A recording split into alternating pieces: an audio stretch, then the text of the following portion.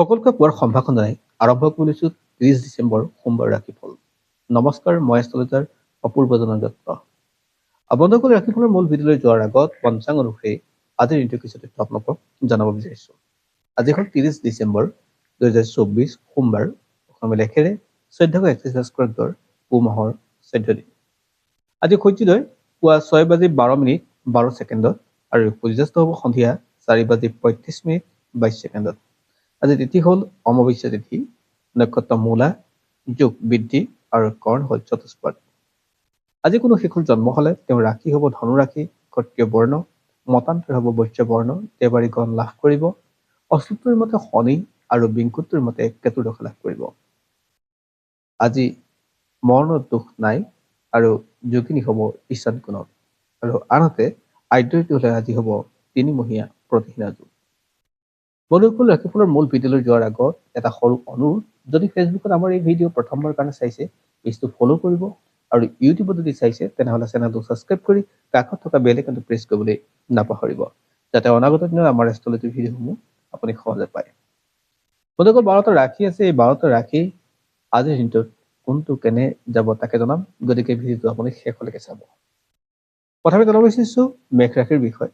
যদি আপোনাৰ মেঘ ৰাশি হয় তেনেহ'লে আজিৰ দিনটো আপোনাৰ কাৰণে শুভ বা পজিটিভ বুলি ক'ব পাৰি। আজি আপুনি যি কাম কৰে তাৰ ভাল ৰিজাল্ট পাব। স্বাস্থ্যৰ পৰা আৰম্ভ কৰি সকলো দিশতে আজি পজিটিভ বাৰ্তা পাব। আজি আপোনাৰ কাৰণে ভাল দিন। আজি ৰাজহুৱা ব্যস্ততা বাঢ়িব আৰু সমান্তৰালকে ৰাজহুৱা স্বীকৃতিও বাঢ়িব, গতিকে আজিৰ দিনটো আপোনাৰ কাৰণে পজিটিভ। যদি আপোনাৰ বৃষ ৰাশি হয় তেনেহ'লে আজিৰ দিনটো কিছু আপোনাৰ কামত নতুনত্ব আনিব লাগিব আৰু নতুন কামৰ উন্মেষ ঘটিব পাৰে। আজি স্বাস্থ্যৰ ক্ষেত্ৰতো আপোনাৰ কাৰণে পজিটিভ বুলি ক'ব পাৰি, আৰু দায়িত্বৰ ফালৰ পৰা কিছু আপোনাৰ দায়িত্ব বাঢ়িব। ছাত্ৰ ছাত্ৰীসকলৰ কাৰণে আজিৰ দিনটো বিশেষ দিন, অৰ্থাৎ ভাল দিন তেওঁলোকৰ কাৰণে, আৰু যিসকলে লেখা মেলাৰ লগত জড়িত তেওঁলোকৰ কাৰণেও আজিৰ দিনটো শুভ বুলি ক'ব পাৰি। ইয়াৰ পিছত আহিছো মিথুন ৰাশিলৈ। যদি আপোনাৰ মিথুন ৰাশি হয়, লগৰীয়া বন্ধু বা লগ বন্ধুৱে আপোনাক সহায় হাত আগবঢ়াব। আজি আপোনাৰ কাৰণে পজিটিভ খবৰ আহিব। আৰ্থিক স্থিতি আপোনাৰ কাৰণে ভাল হ'ব। পাবলগীয়া পইচাও ঘূৰাই পোৱাৰ যোগ থাকে, অৰ্থাৎ আজি আপোনাৰ কাৰণে ভাল দিন। আজি স্বাস্থ্যৰ পৰা সকলো দিশতে আপোনাৰ কাৰণে পজিটিভ বাৰ্তা আহিব। ইয়াৰ পিছত আহিছো কৰ্কট ৰাশিলৈ। যদি আপোনাৰ কৰ্কট ৰাশি হয় তেনেহ'লে কিছু কাম আপুনি এৰা ধৰাকে চলিব লাগিব। সকলো কথা বা সকলো কামতে আপোনাৰ নিজস্বতা প্ৰয়োগ আজি নকৰিব। আপুনি কৰা কামৰ সমানে আপোনাৰ ক্ষেত্ৰত কষ্ট বাঢ়িব, আৰু আপুনি যি কাম কৰে আজি সেই কামৰ ৰিজাল্ট পাবলৈ আপোনাৰ দেৰি হ'ব। জ্যেষ্ঠজনৰ পৰামৰ্শ লৈ কাম কৰক, আৰু এৰাধৰা কৰি কাম কৰিলে আপোনাৰ কাৰণে পজিটিভ বাৰ্তা আহিব। নিজৰ কথাটোকে আপুনি জয় বুলি যদি ভাবে তেনেহ'লে আজি আপোনাৰ ক্ষেত্ৰত পজিটিভ আশা নকৰাই ভাল। ইয়াৰ পিছত আহিছো সিংহ ৰাশিলৈ। যদি আপুনি সিংহ ৰাশিৰ ব্যক্তি হয় তেনেহ'লে এই সময়খিনি বা আজিৰ দিনটো আপোনাৰ কাৰণে পজিটিভ হ'ব। আপুনি যদি বিবাহৰ উপযোগী হৈ আছে তেনেহ'লে বিবাহৰ কথা আপোনাৰ কাৰণে ভাল খবৰ আহিব, বা এই ক্ষেত্ৰত আপোনাৰ আলোচনা হ'ব পাৰে। পতি পত্নীৰ মাজত আন্তৰিকতা বৃদ্ধি পাব, আৰু যিসকলৰ প্ৰেমিক প্ৰেমিকা তেওঁলোকৰ ক্ষেত্ৰতো আজিৰ দিনটো পজিটিভ আশা কৰিব পাৰি। গতিকে আজি সিংহ ৰাশিৰ ব্যক্তিসকলৰ কাৰণে দিনটো ভাল যাব, আৰু স্বাস্থ্যৰ পৰা আৰম্ভ কৰি আৰ্থিক দিশলৈকে নতুনত্ব আহিব। ইয়াৰ পিছত আহিছো কন্যা ৰাশিলৈ। যদি আপোনাৰ কন্যা ৰাশি হয়, আজিৰ দিনটো আপোনাৰ কাৰণে বেছ ভাল দিন। আজি নতুন কামৰ সন্ধান পাব। কৰ্মস্থানত আপোনাৰ পদোন্নতিৰ যোগ আছে। স্বাস্থ্যৰ ক্ষেত্ৰৰ পৰা আপোনাৰ কাৰণে পজিটিভ হ'ব।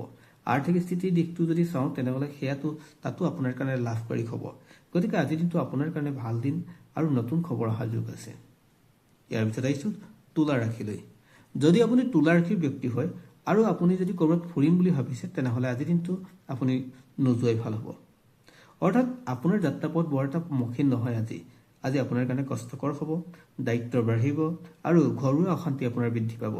দাম্পত্য সুখ কমিব, আৰু আপোনাৰ মাজত যিকোনো ক্ষেত্ৰতে সমস্যা পোৱাৰ যোগ থাকে। আৰ্থিক স্থিতিৰ পৰা ব্যৱসায়িক গ্ৰথলৈকে সকলো ক্ষেত্ৰতে আপোনাৰ আজি বাধা পোৱা দেখা পোৱা গৈছে। গতিকে আজিৰ দিনটো আপোনাৰ কাৰণে বৰ এটা পজিটিভ নহয়। ইয়াৰ পিছত আহিছো বৃশ্চিক ৰাশিলৈ। যদি আপোনাৰ বৃশ্চিক ৰাশি হয়, হঠাৎ নতুন খবৰ আহিব। কৰ্মস্থানতে হওক, সেয়া ব্যৱসায়িক গ্ৰথেই হওক। আজি আপোনাৰ কাৰণে ভাল খবৰ বুলি ক'ব পাৰি। আজি আপোনাৰ